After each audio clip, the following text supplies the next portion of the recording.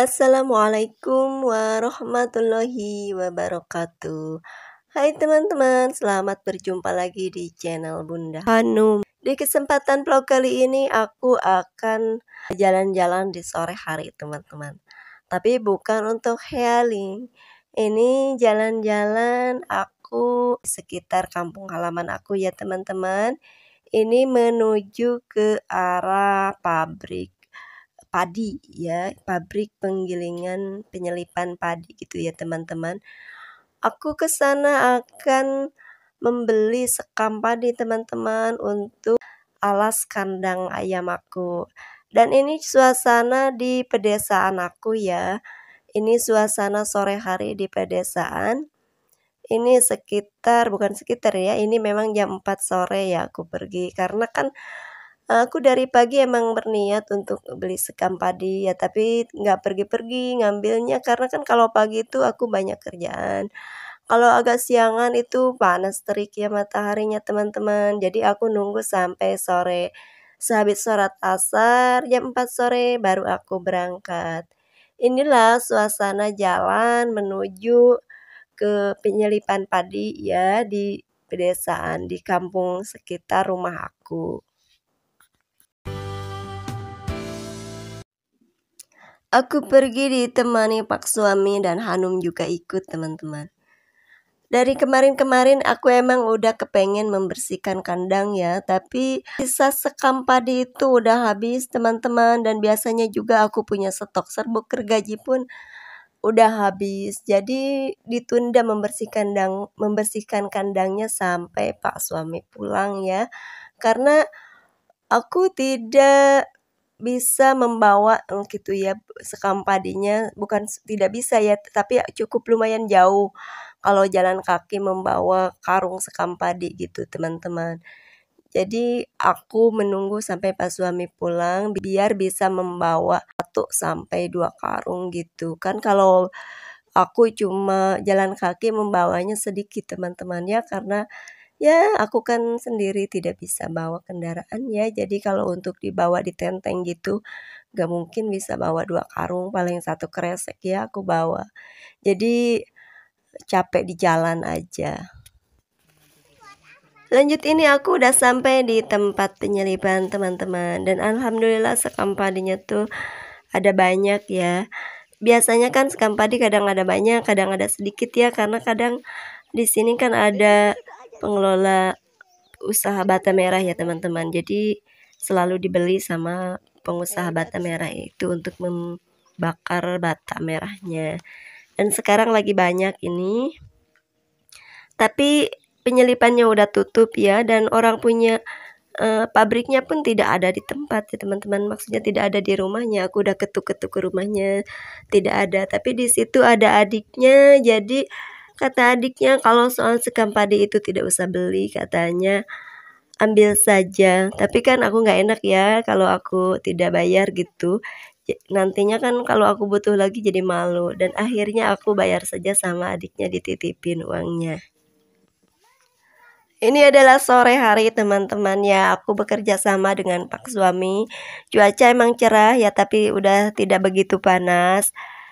Aku bekerja sama dengan Pak suami, bahkan Hanum pun pengen membantu, tapi aku larang ya, karena ini kan cangkang padi ya teman-teman. Jadi Hanum kan tadi udah mandi juga, tapi dia itu kepengen pegang-pegang sekam padi, tapi aku larang dan tidak dibolehin.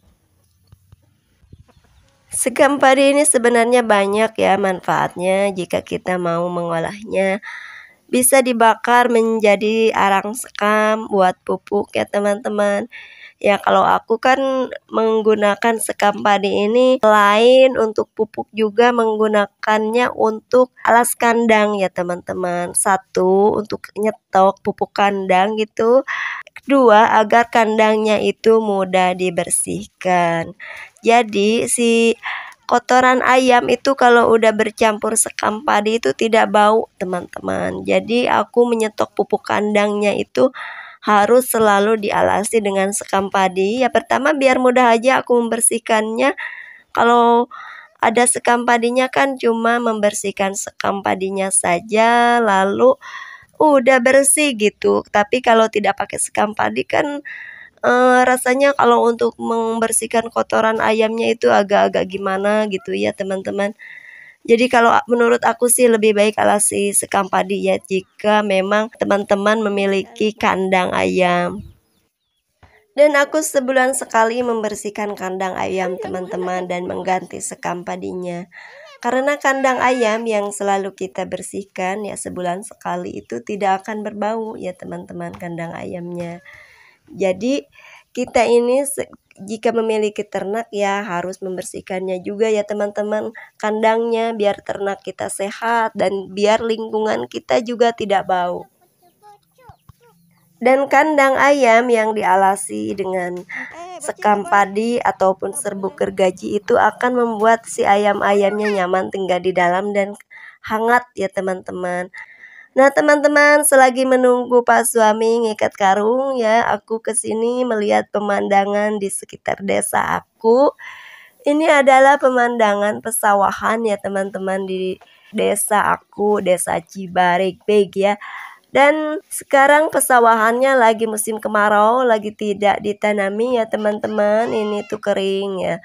Dan jika musim hujan tiba teman-teman, pesawahan ini begitu kelihatan indah karena hijau merata ya. Dan aku hanya sedikit saja mengambil gambarnya, padahal ini sebenarnya pesawahannya itu begitu luas ya teman-teman. Tapi kan ini musim kemarau jadi tidak hijau merata ya. Seperti inilah keadaannya di musim kemarau. Sementara itu teman-teman, lanjut Pak suami itu udah beres aja ngikat karungnya dan bersiap pulang.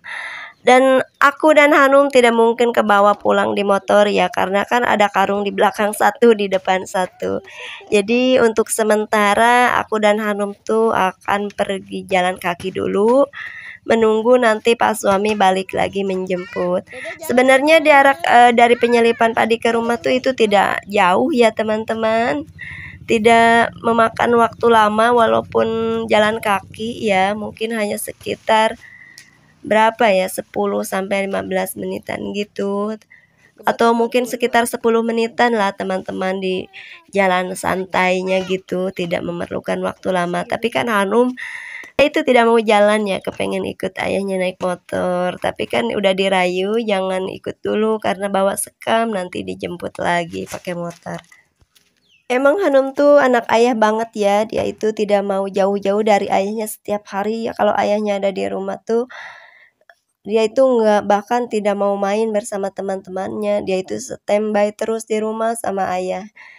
Tapi jika sehari-harinya ayahnya nggak ada di rumah, dia itu kadang-kadang mau pergi main gitu. Setiap harinya itu ada aja pergi main keluar bersama temannya ya, walaupun aku batasi waktu mainnya gitu ya teman-teman.